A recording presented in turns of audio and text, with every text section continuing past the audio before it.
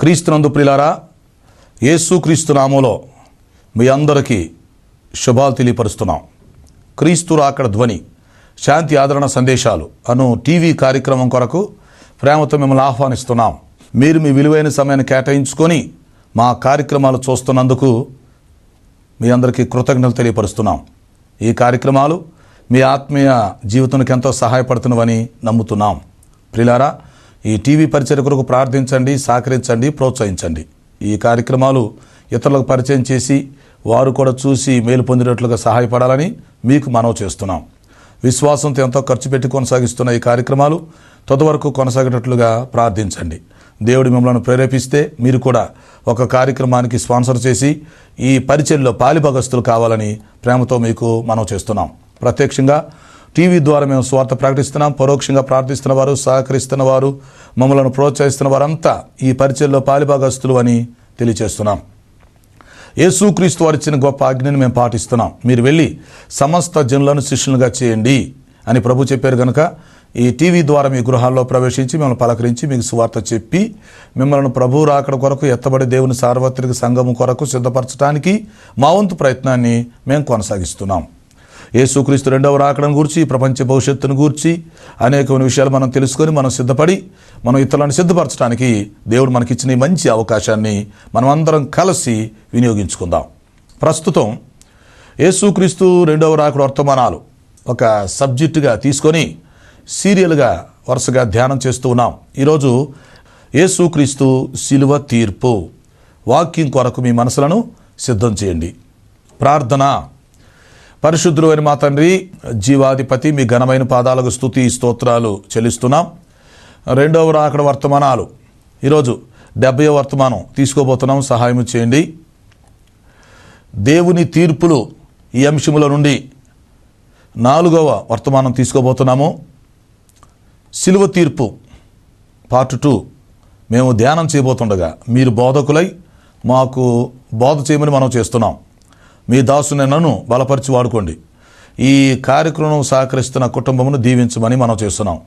రక్షణ లేని వారికి రక్షణ దయచేయండి. రక్షణ పొందిన వారిని సంఘంలో స్థిరపరిచి బలపరిచి మీ రాకడ కొరకు సిద్ధపరచమని మనం చేస్తున్నాం. మాకు అవసరమైన సందేశం దయచేసి మీరే మహిమ పొందమని యేసు పరిశుద్ధ నామములో అడుగుచున్నాను తండ్రి, ఆమేన్. ప్రియులారా, కూడి వచ్చిన మీ అందరికీ ముందుగా శుభాలు, ప్రత్యేక వందనాలు తెలియచేస్తూ మిమ్మలను వర్తమానం కొరకు ఆహ్వానిస్తున్నాం.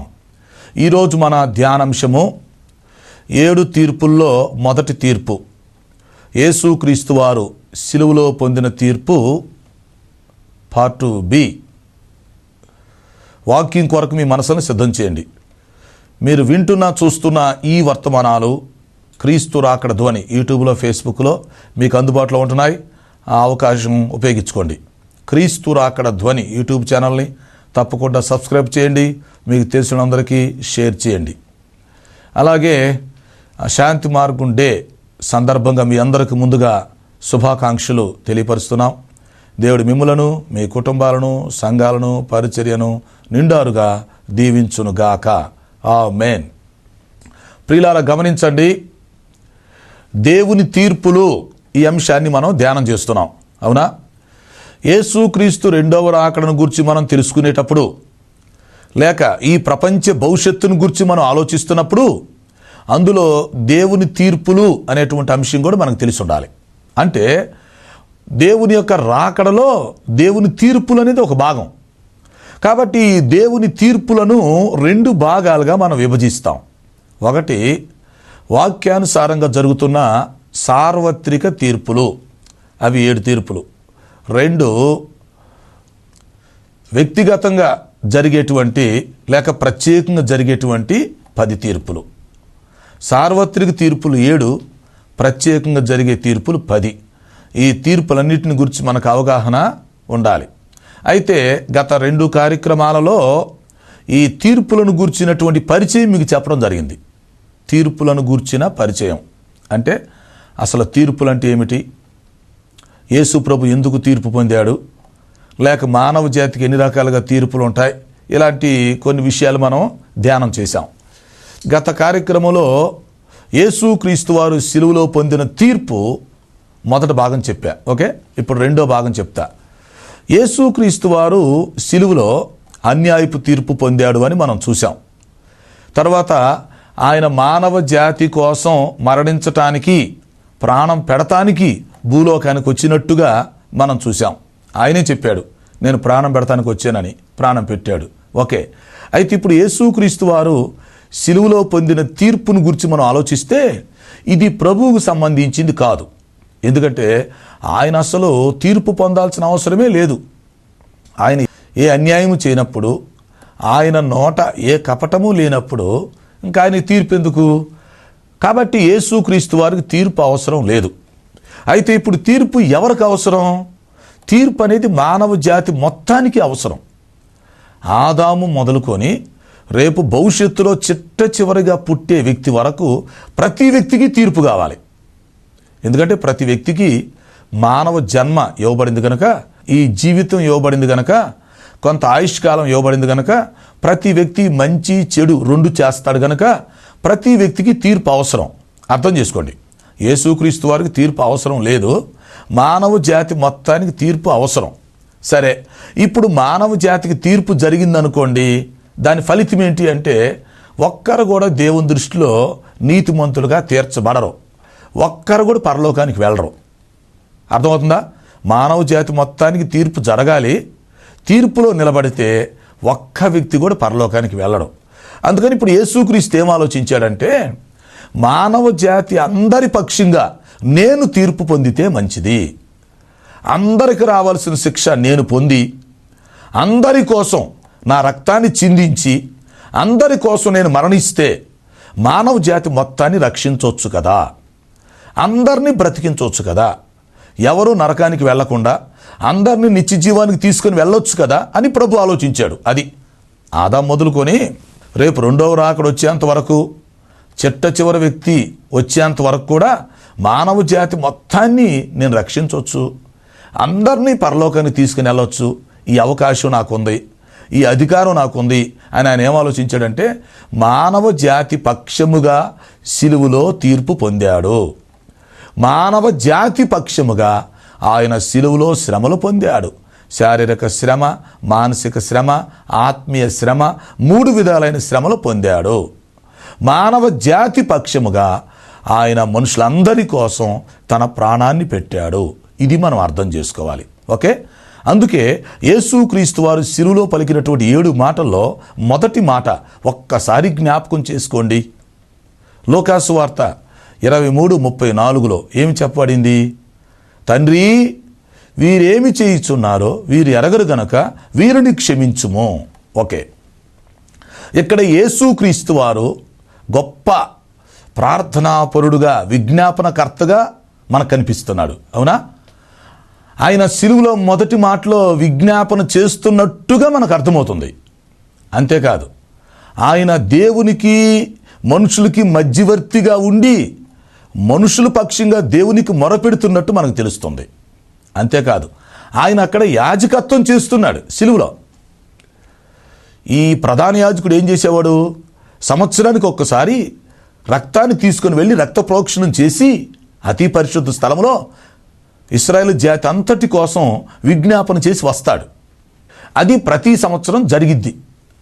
యాజకుడు వేరు, గొర్రె వేరు. యాజకుడు ఓ గొర్రెని చంపి దాని రక్తాన్ని ప్రోక్షిస్తాడు. అతి పరిశుద్ధ స్థలంలోకి వెళ్ళి ఇశ్రాయేలు జాతి అంతటి కోసం విజ్ఞాపన చేసి వస్తాడు. అలాగా సంవత్సరానికి ఒకసారి జరిగిద్ది.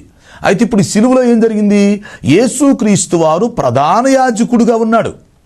అందుకే హెబ్రీ పత్రిక 8:1 అంటాడు, ఇట్టి ప్రధాన యాజకుడు మనకు సరిపోయిన వాడు అంటాడు. ఆయన ప్రధాన యాజకుడుగా ఉన్నాడు. మరి యాజకుడితో గొర్రెతో పని లేకుండా ఆయనే యాజకుడిగా ఉండి ఆయనే గొర్రె పిల్లగా ఉన్నాడు. 2 ఆయనే యాజకుడిగా విజ్ఞాపన చేశాడు, గొర్రె పిల్లగా తను తాను బలిగా అర్పణగా అర్పించుకొని తన రక్తమంతా చిందించేశాడు. చూసారా? ఆ మాటలు మనకేమర్థమవుతుందంటే ఆయనే యాజకుడు, ఆయనే గొర్రె పిల్ల, లోక పాపములను మోసుకొని పోతున్న దేవుని గొర్రె పిల్ల ఆయనే. కాబట్టి మానవ జాతి అంతటి కోసం విజ్ఞాపన చేస్తున్నాడు. మానవ జాతి మొత్తానికి పాప క్షమాభిక్ష పెడుతున్నాడు. మానవ జాతి శిక్షను తొలగిస్తున్నాడు, శాపాన్ని భరిస్తున్నాడు. కనుక ఇక్కడ యేసు ప్రభువు దేవునికి ప్రజలకి మధ్యవర్తిగా ఉన్నాడు. ఓకే, దేవుడిని ఏమని పిలుస్తున్నాడు? తండ్రి అని పిలుస్తున్నాడు. తండ్రి, నేను నీ యొక్క అద్వితీయ కుమారుణ్ణి, అయితే మనిషి కుమారుడిగా భూలోకానికి వచ్చాను, కాబట్టి నేను ఈ మానవ జాతి మొత్తాన్ని క్షమిస్తున్నాను. నేను క్షమించినట్టుగా మీరు కూడా క్షమించండి. వీరికి రావాల్సిన శిక్ష అంతా నేను పొందుతున్నాను, వీరి మీదకు రావాల్సిన శాపాన్ని నేను తీసుకుంటున్నాను. అందువల్ల వీరికి మీరు క్షమాపణ కలిగించండి, వీరిని మీరు శిక్షించొద్దు, వీరి మీదకు శాపం తేవద్దు, వీరికి తీర్పు వద్దు, వీరికి నరకం వద్దు, వీళ్ళందరూ పరలోకం వెళ్ళి ఏర్పాట్లు చేయండి అని సిలువలో ప్రభువుని బ్రతిమలాడుతున్నాడు యేసు ప్రభు. అంటే ఇక్కడ అర్థం ఏంటి?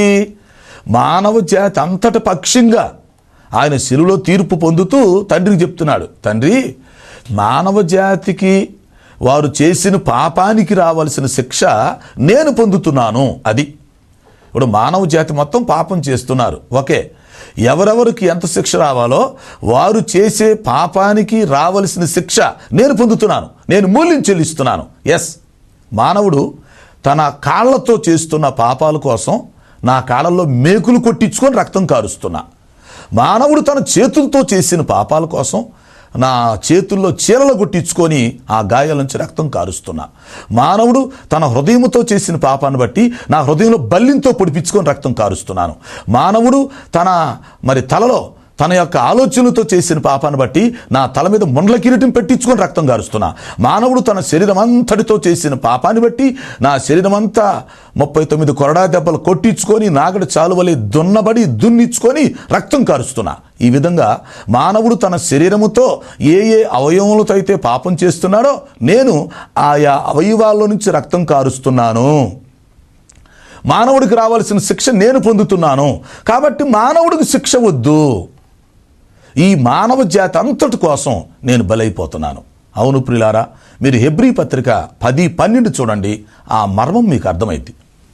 హెబ్రీ పత్రిక 10:12లో ప్రభు గురించి ఏముందంటే, ఈయన సదాకాలము నిలిచి ఉండే బలిగా తను తాను అప్పగించుకుంటున్నాడు. అవును, మానవ జాతి అందరి కోసం, పాత నిబంధన క్రొత్త నిబంధన మనుషులందరి కోసం, త్రికాలాల్లో జీవిస్తున్న మానవ జాతి అంతటి కోసం సదాకాలము నిలిచి ఉండే బలిగా తను తాను అర్పించుకుంటున్నాడు. కాబట్టి ఇప్పుడు ప్రభు ఎవరి కోసం మరణించాడు, ఎవరి కోసం బలయ్యాడు, ఎవరి కోసం రక్తం చిందించాడు, ఎవరిని క్షమించమని అడుగుతున్నాడు. ఎస్, తండ్రి, వీరేం చేస్తున్నారో వీరికి తెలియదు, వీరిని క్షమించమంటున్నాడు కదా. వారు తెలిసి తప్పు చేసినా తెలియక తప్పు చేసినా వారికి తెలియదయ్యా, వారిని క్షమించండి, వారి శిక్షను నేను పొందుతున్నాను అని చెప్తున్నాడు కదా. ఇప్పుడు వీరు అంటే ఎవరిని క్షమిస్తున్నట్టు అర్థం చేసుకోండి. ఇది చాలా గొప్ప మర్మం, గొప్ప వివరణ. ఇక్కడ వీరు అనే దగ్గర 5 బ్యాచీలలో ఉన్నారు, మీరు గుర్తుపెట్టుకోండి. మానవ జాతి మొత్తంలో 5 బ్యాచీలు వారిని ఆయన క్షమిస్తున్నాడు. మొదటి బ్యాచ్ వాళ్ళు ఎవరు? 1, ఆదాము దగ్గర నుండి యేసుక్రీస్తు వారు శిలువలో మరణించేంత వరకు ఆ పాత నిబంధన కాలంలో మానవ జాతిలో ఎంతమంది అయితే పుట్టి మరణించారో వారందరిని క్షమించమని అడుగుతున్నాడు. ఎస్, మొదటి ఆదాం, కడపటి ఆదాం క్రీస్తు. పాత నిబంధనలో ఉన్నటువంటి మానవ జాతి పుట్టారు, జీవించారు, చనిపోయారు, వారందరిని క్షమించమని అడుగుతున్నాడు. రెండో బ్యాచ్, యేసుక్రీస్తు కాలంలో జీవించిన వాళ్ళు చాలామంది ఉన్నారు, ఆయన సమకాలీయులు, వాళ్ళ కోసం కూడా చనిపోయాడు, వారిని క్షమించమంటున్నాడు. నాయన, ఇప్పుడు నేను సిలువలో ఉన్న ఈ టైంలో ప్రపంచం మొత్తంలో ఎంతమంది జనాభా ఉన్నారో వీళ్ళందరిని క్షమించండి అంటున్నాడు. మూడో బ్యాచ్, యేసుక్రీస్తు దగ్గర నుండి ఇప్పటి వరకు లేక నిన్నటి వరకు క్రొత్త నిబంధనలో ఈ 2000 సంవత్సరాల కాలంలో మానవ జాతి మొత్తంలో ఎంతమంది చనిపోయారు వారిని క్షమించమంటున్నాడు. అయ్యా, నిన్నటి వరకు మానవ జాతిలో చనిపోయిన వాళ్ళందరినీ క్షమించండి అయ్యా అంటున్నాడు. 4వ గ్రూప్, ఇప్పుడు ప్రస్తుతం ఈరోజు ప్రపంచంలో 800 కోట్ల మంది కంటే ఎక్కువ జనాభా ఉన్నారు, వీళ్ళందరినీ క్షమించమని చెప్పి ఆ రోజే సిలువలో అడిగాడు. అంటే నన్ను, మనందరిని కూడా ఆయన క్షమించమని ఆ రోజే అడిగాడు. 5వ బ్యాచ్, ఈ రోజు నుండి రేపు 2వ రాకడ వచ్చేంత వరకు మానవ జాతిలో చిట్ట చివరిగా పుట్టే వ్యక్తి వరకు, అంటే భవిష్యత్తు కాలంలో పుట్టబోయే మనుషుల కోసం కూడా ముందే ప్రార్థన చేసి వారిని క్షమించమని అడిగాడు. సో ఇక్కడ వీరు అనేటువంటి మాట పెద్ద అక్షరాలతో రాయాలి. వీరు అనేటువంటి మాటని మర్మంగా తీసుకోవాలి. తండ్రి, వీరేమి చేస్తున్నారో వీరికి తెలియదు, వీరిని క్షమించండి అంటే ఈ మానవ జాతి మొత్తాన్ని 5 బ్యాచ్లుగా విభజించి మీతో చెప్పాను. మానవ జాతి మొత్తాన్ని ఆయన క్షమిస్తున్నాడని మనం అర్థం చేసుకోవాలి. ఒక్కరిని కూడా వదలటానికి వీలేదు, ఒక్కరిని కూడా నరకానికి పంపించడానికి వీలేదు, అందరిని క్షమించమంటున్నాడు. ఆ తర్వాత యేసుక్రీస్తు వారిని సిలువ వేసినటువంటి సందర్భంలో ఉన్నటువంటి ముఖ్యమైనటువంటి వ్యక్తులను కూడా ఆయన క్షమిస్తున్నాడు. ఇస్కరియోతు యోధాన్ని తీసుకోండి, 30 వెండి నాణ్యాలకి అమ్మి వేసి వెళ్ళిపోయాడు, ఆయన్ని క్షమిస్తాడు ప్రభు. సీమోను పేతురు ప్రభుని ఎరగనని చెప్పి 3 సార్లు బొంకాడు, ఆయన్ని క్షమిస్తున్నాడు. శిష్యులందరూ ఆయన్ని వదిలిపెట్టి పారిపోయి వెళ్ళిపోయారు. కాపరిని కొట్టుదురు, గొర్రెలు చెదిరిపోనన్నట్లుగా ఆ ప్రవచనం నెరవేరింది, శిష్యులంతా వెళ్ళిపోయారు, వారిని క్షమిస్తున్నాడు. చూసారా? లేకపోతే యేసుక్రీస్తు వారిని సిలువేసినటువంటి మనం ఆలోచిస్తే యూదులు సిలువేయాలని కేకలేశారు, వారి కేకలే గెలిచాయి. వాళ్ళు యూదులయ్యుండి యూదుని తీసుకొచ్చి రోబీల చేతికి అప్పగిచ్చారు. మరణశిక్ష పడిందాక నిద్ర పట్టలేదు వాళ్ళకి. ఆ యూదుల్ని ప్రభు క్షమిస్తాడు. అలాగే రోమా శిక్ష విధించి, ఆ మరణశిక్ష విధించి అన్యాయపు తీర్పు వేసినటువంటి వారిని, అన్యాయంగా తీర్పు తీర్చిన వారిని కూడా ప్రభు క్షమిస్తాడు. అన్న కావచ్చు, కైప కావచ్చు, పిలాతు, హేరోదు కావచ్చు, ఎవరెవరైతే ఆయనకి అన్యాయపు తీర్పు తీర్చారో వాళ్ళని ఆయన క్షమిస్తాడు. ఆ లెక్కకు వస్తే రోమా సైనికులు ప్రభువుకు మరణశిక్ష వేసినప్పుడు ఈ రోమన్ సైనికులు చాలా దారుణంగా హింసించారు, చిత్రహింసలు చేశారు, శారీరకంగా హింసించారు, మానసికంగా కూడా హింసించాడు. అయినా ఆ రోమా సైనికులను కూడా ప్రభు క్షమిస్తాడు. మీరు అర్థం చేసుకోండి, ప్రభు క్షమించలేనంటూ పాపి ఎవరు ఉండడం. ఆయన అందరిని క్షమించేశాడు ఒకేసారి. మానవ జాతి మొత్తాన్ని క్షమించాడు. తను సిలువలోకి రావడానికి ఎవరు కారుకులో వారిని కూడా క్షమిస్తున్నాడు. ఎవరు మరణశిక్ష వేశారో, ఎవరు హింసించారో అందరిని క్షమించేస్తున్నాడు. తండ్రి, వీరేమి చేస్తున్నారో వీరికి తెలీదు, వీరిని క్షమించండి. ఎందుకంటే నేను క్షమిస్తున్నాను, మీరు కూడా క్షమించండి. వీరి శిక్షని నేను భరిస్తున్నా, అది వాళ్ళకి రావాల్సిన శిక్ష నేను భరిస్తున్నా, వాళ్ళ మీదకి రావాల్సిన శాపం నేను పొందుతున్నాను. అది మానవుడు తన శరీరముతో ఏ అవయవాలతో అయితే ఎలా పాపం చేశాడో, నేను నా శరీరములో నుండి ప్రతి అవయములో నుంచి గాయపరచబడి రక్తం కారుస్తున్నాను. కనుక వారి శరీర అవయవాల ద్వారా వారు చేసిన పాపమును బట్టి నా శరీర అవయవాల ద్వారా నేను మూల్యం చెల్లిస్తున్నాను. కనుక మీరు మనుషుల్ని సంపూర్ణంగా క్షమించండి, వారి మీద కోపగించుకోగాకండి, వారికి క్షమాభిక్ష పెట్టండి, ప్రతి వ్యక్తికి ఆత్మరక్షణ దయచేయండి, ప్రతి వ్యక్తికి రావాల్సిన శిక్ష తొలగించండి అని ప్రభువు చెప్పాడు అన్నమాట. కాబట్టి ఇక్కడ మనం ఆలోచిస్తే ఈ సిలువ తీర్పు అనేది యేసుక్రీస్తు వారు వ్యక్తిగతంగా పొందిన తీర్పు. అయితే ఎవరి కోసం? తన కోసం కాదు, మానవ జాతి అందరి కోసం ఒకేసారి తీర్పు పొందారు. సదాకాలం నిలిచి ఉండే బలిగా అర్పించబడ్డాడు. ఆయనే ప్రధాన యాజకుడై, ఆయనే గొర్రె పిల్లగా తను అప్పగించుకోవడం జరిగింది. సో ఇప్పుడు దీన్ని బట్టి ఏమైందంటే మానవ జాతి మొత్తానికి రక్షణ ప్రణాళిక ఏర్పాటు చేయబడింది. ఈ పాయింట్ పట్టుకోండి, మానవ జాతి మొత్తానికి రక్షణ ప్రణాళిక ఏర్పాటు చేయబడింది. మానవ జాతి మొత్తానికి క్షమాభిక్ష దొరికింది. కాబట్టి ఇప్పుడు లెక్క ప్రకారం ఆలోచిస్తే ఎవడూ నరకానికి వెళ్ళాల్సిన పని లేదు. అర్థమైందా? ఎందుకంటే అందరి కోసం ప్రభు మరణించాడు కనుక అందరి పాపాలు క్షమించాడు, అందరి శిక్షను తొలగిచ్చేశాడు. అయితే ఇక్కడ ఇంకొక చిన్న విషయం చెప్పాలి. ప్రభు అయితే అందరిని క్షమించాడు, కానీ యేసుక్రీస్తుని ఒక వ్యక్తి సొంత రక్షకుడుగా ప్రభువుగా అంగీకరించినప్పుడు అతనికి వర్తిస్తుంది. ప్రభువును ఒప్పుకోకపోతే, అంగీకరించకపోతే, నమ్మకపోతే అతనికి ఇది వర్తించదు. ఇప్పుడు యేసుక్రీస్తు నా కొరకు శిలువలో మరణించాడు, అది నా శిక్ష ఆయన భరించాడు, నా కొరకు ఆయన రక్తం కార్చాడు అని ఒక వ్యక్తి విశ్వసించాలి. అది నా శిక్ష ప్రభువు పొందాడు అని ఎప్పుడైతే ఒక వ్యక్తి ముందుకొచ్చి ఒప్పుకుంటాడో అప్పుడు ఆ వ్యక్తి శిక్ష తొలగిపోయిద్ది అన్నమాట. ఆ వ్యక్తి క్షమాపణ కలిగిద్ది. అలా కాకుండా ప్రభు నా కొరకు చనిపోలేదు, ఆయనకి నాకు సంబంధం లేదు అన్నాడు అనుకోండి, అప్పుడేమవుతుందంటే యేసు ప్రభు ఇచ్చినటువంటి రక్షణ ఈ వ్యక్తికి వర్తించదు. యేసు ప్రభు పెట్టినటువంటి ఆ క్షమాభిక్ష ఈ వ్యక్తికి వర్తించదు. ఎందుకు? ఈ వ్యక్తి నమ్మట్లేదు కదా. ఇప్పుడు యేసు ప్రభు అందరి కోసం చనిపోయినప్పుడు నమ్మితే అది వర్తించింది. అయితే నమ్మనోళ్ళకి ఏంటంటే అది వర్తించదు.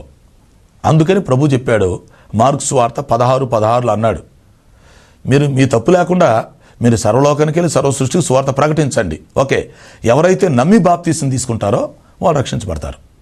నమ్మని వానికి శిక్ష విధించబడింది అది. కాబట్టి నమ్మిన వాళ్ళకి బాప్తీసం తీసుకున్న వాళ్ళకి రక్షణ వచ్చింది, నమ్మని వారికి శిక్ష విధించబడుతుంది. మీరు సర్వలోకానికి వెళ్ళి సువార్త చెప్పండి.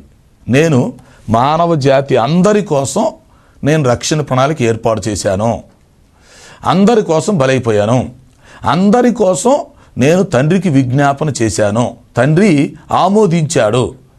నేను మరి దేవునికి మనుషులకు మధ్యవర్తిగా ఉండి సహవాసం ఏర్పాటు చేశాను, సంధి ఏర్పాటు చేశాను, సమాధానపరిచాను.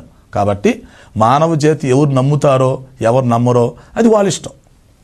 ఎవరు అంగీకరిస్తారో ఎవరు అంగీకరించారో వాళ్ళ ఇష్టం. కాబట్టి ఎవరైతే చక్కగా నన్ను నమ్ముతారో నేను వాళ్ళని రక్షించేనని, నేను సిలువలో వారి కొరకు మరణించేనని వారు కానీ నమ్మితే, వారు నమ్మిన దాన్ని బట్టి నేను పొందినటువంటి శిక్ష వారికి వర్తిస్తుంది. కాబట్టి వారికి ఇంక శిక్ష ఉండదు. అంటే మానవుడికి రావాల్సిన తీర్పు నేను పొందాను కాబట్టి ఆ తీర్పు ఇంకా ఆ వ్యక్తికి వద్దు, ఆ వ్యక్తికి ఇంకా శిక్ష వద్దు, శాపం వద్దు. నన్ను నమ్మలేదనుకోండి, మరి ఇప్పుడు నేను చేసిన త్యాగం వాళ్ళకి వర్తించదు. కాబట్టి అప్పుడు ఎవరి శిక్ష వాళ్ళే పొందాలి. ఇదన్నమాట వాక్య సారాంశం. అందుకే రోమపత్రిక 8:1 ఇప్పుడు క్రీస్తు యేసునందున్న వారికి ఏ శిక్షా విధి లేదు. అది ప్రభునందున్న వారికి శిక్షా విధి లేదు. ఎందుకు లేదు అంటే అందరి శిక్ష ఆయన భరించాడు గనక, ఆయన భరించాడని చెప్పి ఈ వ్యక్తి విశ్వసించాడు గనక ఈ వ్యక్తికి శిక్ష లేదు. మరొక వ్యక్తి విశ్వసించకపోతే ఆ వ్యక్తికి శిక్ష ఉండిద్ది. అది కాబట్టి ప్రియులారా, ఇప్పుడు దేవుని పిల్లలమైన మనం ఎంత ధన్యులమంటే మనకు బదులు ఆయన మరణించాడు, మన స్థానాన్ని ఆయన తీసుకున్నాడు. ఎస్, నేరస్తుని స్థానం ఆయన తీసుకొని నీతిమంతుని స్థానం మనకిచ్చాడు. అది తండ్రితో మనకి సంధి చేశాడు. దేవుడు మనల్ని క్షమించేటట్టుగా మన కోసం ఆయన విజ్ఞాపన చేశాడు. అది మనం అర్థం చేసుకోవాలి. కాబట్టి ఇప్పుడు మనకు శిక్ష లేదు. అందుకే యోహాను సువార్తలో 5:24 ప్రభువు చెప్పాడనమాట, నా మాట విని నన్ను పంపిన వాని యందు విశ్వాసముంచువాడు నిత్య జీవము గలవాడు, వాడు తీర్పులోనికి రాక మరణములో నుంచి జీవములోనికి దాటి ఉన్నాడు. అంటే ఎవరైతే ఇప్పుడు నా మాట వింటారో, నా యందు విశ్వాసం ఉంచుతారో వాళ్ళకి ఇంక తీర్పు ఉండదు, వాళ్ళకి తీర్పు రాదు. మరణములో నుంచి జీవములోనికి దాటి ఉన్నారు. నన్ను అంగీకరించిన వాళ్ళందరికీ తీర్పు లేదు. ప్రియులారా, భూలోకంలో ఎవరైతే రక్షణ పొందుతారో వారికి చనిపోయిన తర్వాత తీర్పు ఉండదు. రక్షణ లేని వాళ్ళకి తీర్పు ఉండిద్ది. అది మీరు అర్థం చేసుకోండి. అయితే ఇక్కడ మీకు ఒక ప్రశ్న రావచ్చు, పాస్టర్ గారు, యేసు ప్రభు నమ్మిన వాళ్ళకి, రక్షణ పొందిన వాళ్ళకి చనిపోయినాక తీర్పు ఉండదు అని మీరు చెప్తున్నారు కదా, బాగుంది. మరి వీళ్ళు రక్షణ పొందిన తర్వాత పాపం చేస్తే వీళ్ళ పరిస్థితి ఏంటి? రక్షణ పొందారు, బాప్తీసం తీసుకున్నారు, ఆరాధన చేస్తున్నారు, రాకడ కొరకు సిద్ధపడుతున్నారు, మరొక పాపం చేస్తున్నారు. వీరిలో చాలా బలహీనతలు ఉన్నాయి. వీళ్ళ సంగతి ఏంటి? వీళ్ళ రక్షణ సంగతి ఏంటి? వీళ్ళ క్షమాపణ సంగతి ఏంటి? వీళ్ళ తీర్పు సంగతి ఏంటి? మరణం తర్వాత వీళ్ళ పరిస్థితి ఏంటి? ఇలాగ ఎన్నో ప్రశ్నలు మీకు కలగవచ్చు. నేను చెప్పేది అర్థం చేసుకోండి. రక్షణ పొందిన వ్యక్తికి మరణించిన తర్వాత తీర్పు లేదు. ఎందుకంటే క్రీస్తు ఆల్రెడీ తీర్పు పొందాడు. ఆయన మన శిక్ష భరించాడు, మూల్యం చెల్లించాడు. అయితే ఇక్కడ ఒక విషయం ఉంది. రక్షణ పొందిన వ్యక్తి తర్వాత తన జీవిత కాలంలో తప్పులు చేస్తే వాటికి సంబంధించిన శిక్ష ఎక్కడే అనుభవించి చనిపోతాడు. ఇది మీరు అర్థం చేసుకోవాలి. రక్షణ పొందిన వ్యక్తి తర్వాత పాపం చేస్తే దానికి సంబంధించిన శిక్ష లేక శాపం ఏంటో ఎక్కడే అనుభవించాలి. అంతేకాని మరణించిన తర్వాత మరలా తీర్పు ఉండదో, నరకం ఉండదో, అది ఎక్కడ అనుభవించాలంతే. అది అన్యులు అనుకోండి, అన్యులు రక్షణ లేకపోతే వారు చేసే పాపాన్ని పడి శిక్ష ఎక్కడ అనుభవిస్తారు? చనిపోయినాక నిత్య నరకంలో అనుభవిస్తారు. ఒకవేళ ఇక్కడ అనుభవించకుండా తప్పించుకొని పోయినా అక్కడ తప్పించుకోలేరు. కాబట్టి దేవుని పిల్లలకి అన్యులకి మధ్య ఉన్న భేదం మీరు గమనించాలి. రక్షణ పొందిన వాళ్ళకి రక్షణ పొందిన వాళ్ళకి మధ్య ఉన్న భేదం ఏంటి? సిలువ తీర్పు ద్వారా వచ్చిన ఈ వ్యత్యాసాన్ని మనం అర్థం చేసుకోవాలి. రక్షణ పొందిన ప్రతి ఒక్కరూ కూడా వారికి ఇక్కడ పాప క్షమాపణ దొరికినది. కావాల్సిన శిక్ష ప్రభువు పొందాడు కాబట్టి ఇక్కడ ఇంకేదైనా తప్పు చేసి ఉంటే ఇక్కడ దాని శిక్ష అనుభవిస్తాడు. చనిపోయిన తర్వాత తీర్పు నుండి తప్పించబడతాడు, మరణంలో నుంచి జీవంలోనికి దాడతాడు. అదే రక్షణ పొందకుండా ఎక్కడ చనిపోతే ఎక్కడికి రావలసినటువంటి ప్రతిఫలం ఎక్కడ పొందుతాడు. ఎక్కడ తప్పించుకున్న మరణించిన తర్వాత ఖచ్చితంగా తీర్పులో నిలబడతాడు. ఆ తీర్పులో వానికి రావాల్సిన శిక్ష పడుతుంది. నిత్య నరకంలో అగ్ని గుండంలో బాధపడుతూ ఉంటాడు. అగ్ని ఆరదు, పురుగు చావదు. అగ్నిగుండం అనేది ఆరిపోయేది కాదు. పురుగు అంటే ఆత్మ, పురుగు చావదు. అగ్నిగుండం అలాగే బాధపడుతూ వేతన పడుతూ ఉంటాడు. అందుకని మనం ఏం చేయాలంటే యేసుక్రీస్తుని అంగీకరించి ఇక్కడే రక్షణ పొందాలి. రక్షణ పొందిన తర్వాత మనం ఏమనుకోవాలంటే నా శిక్ష తొలగిపోయింది అనుకోవాలి. రక్షణ పొందిన తర్వాత పరిశుద్ధంగా జీవించాలి. నేను బాప్తీసం తీసుకున్నాను, రక్షణ పొందాను, నా ఇష్టం వచ్చినట్టు చేస్తానంటే కుదరదు. దానికి రావలసినటువంటి పర్యవస్థానాన్ని ఇక్కడ మనం అనుభవించాల్సి వచ్చింది. రక్షణ పొందకముందు చేసినటువంటి తప్పులన్నిటి శిక్ష ప్రభు పొందుతున్నాడు, ప్రభు క్షమించాడు. మరి రక్షణ పొందినాక చేసిన తప్పుల సంగతి ఏంటి? అప్పుడేం చేసి తెలుసా? క్షమిస్తాడు, శిక్షిస్తాడు, రక్షిస్తాడు. 3 ఉంటాయి. రక్షణ పొందిన తర్వాత ఒక వ్యక్తి తప్పు చేస్తే ఆ చేసిన తప్పుని క్షమిస్తాడు, చేసిన తప్పుకి శిక్ష అనుభవిస్తాడు, ప్రభు ఇచ్చిన రక్షణ కొనసాగుతుంది. అందుకని రక్షణ పొందనోళ్ళు జాగ్రత్తగా ఉండాలి, రక్షణ పొందినోళ్ళు మరీ జాగ్రత్తగా ఉండాలి. దేవుని యొక్క శిక్ష రాకుండా మనం చూసుకోవాలి. యేసుక్రీస్తు మాత్రం సిలువలో తీర్పు పొందాడు. ఇది మానవ జాతి మొత్తానికి సంబంధించిన తీర్పు. ఈ తీర్పుని ఎంతమంది అంగీకరిస్తే వారికి తీర్పు తప్పిపోతుంది. ఈ తీర్పుని ఎంతమంది అంగీకరించరో వారికి తీర్పు జరుగుతుంది. ఆ సత్యాన్ని మనం అర్థం చేసుకోవాలి. కాబట్టి వాక్యానుసారంగా 7 తీర్పుల్లో మొదటి తీర్పు సిలువ తీర్పు. ఇది యేసుక్రీస్తు వారు మానవ జాతి అంతటి పక్షంగా పొందిన తీర్పు. రక్షణ పొందిన వారు ఈ తీర్పు నుంచి తప్పించబడతారు. కనుక ప్రియమైన సోదరి సోదరులారా, ఇప్పుడేను ప్రభువుని అంగీకరించి ఈ రక్షణ భాగ్యాన్ని పొందుకొని ఈ తీర్పు నుంచి నువ్వు తప్పించబడాలని వాక్యం హెచ్చరిస్తుంది. అట్టి కృపను దేవుడు మనందరికీ దయచేయునుగాక. ప్రార్థన. తండ్రి, నీకు స్తోత్రాలు. విన్న వర్తమానం మా హృదయాల్లో ఫలింపు చేయమని మనం చేస్తున్నాం. రక్షణ లేని వారికి రక్షణ దయచేయండి. సమస్యలతో, అనారోగ్యంతో అవసరతున్న వారికి సహాయం చేసి మహిమ పొందమని యేసు పరిశుద్ధ నామములో అడుగుచున్నాను తండ్రి. ఆమేన్. తండ్రి, కుమార, పరిశుద్ధాత్మ త్రియేక దేవుని దీవెన మనకు తోడే నడిపించును గాక. ఆమేన్, ఆమేన్. ప్రియులారా, ఈ కార్యక్రమాలకు మీరు స్పాన్సర్ చేయాలని ఆశించినట్లయితే మా సెల్ ఫోన్ నెంబర్కి SMS పంపండి. 9440402368 9440402368. God bless you.